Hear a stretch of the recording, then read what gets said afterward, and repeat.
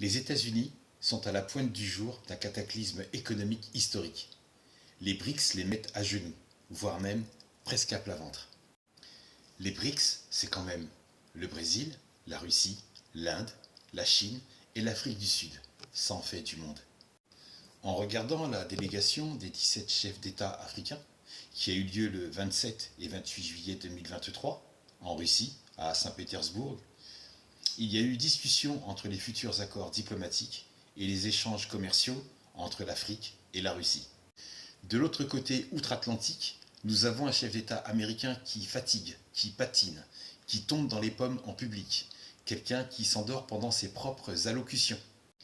Un cocktail familial made in USA, Joe Bye Bye qui trempe dans des affaires de corruption, et son fils qui plaide coupable pour des affaires de fraude fiscale et de détention illégale d'armes à feu. L'image des États-Unis étant affectée, et pour y répondre, des groupes de communication et des groupes de cabinets conseils américains recommandent de parler des extraterrestres pour faire diversion. Et peut-être rendre jaloux les cabinets conseils français. Qui sait? C'est vrai qu'en France, même les cabinets McKinsey n'y ont jamais pensé.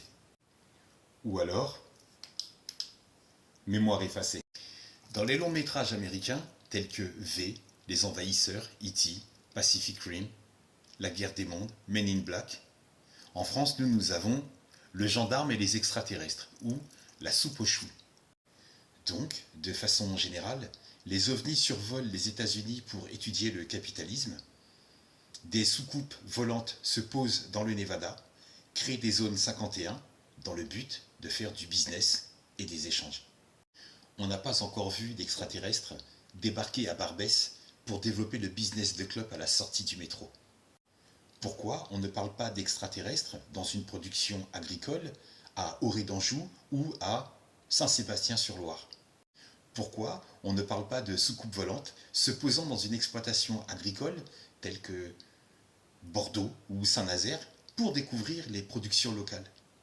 Par contre, on observe bien que dans le gouvernement américain, le manque d'inspiration n'existe pas. Là où ça pêche, c'est le manque de motivation et d'originalité. Que la paix soit avec toi.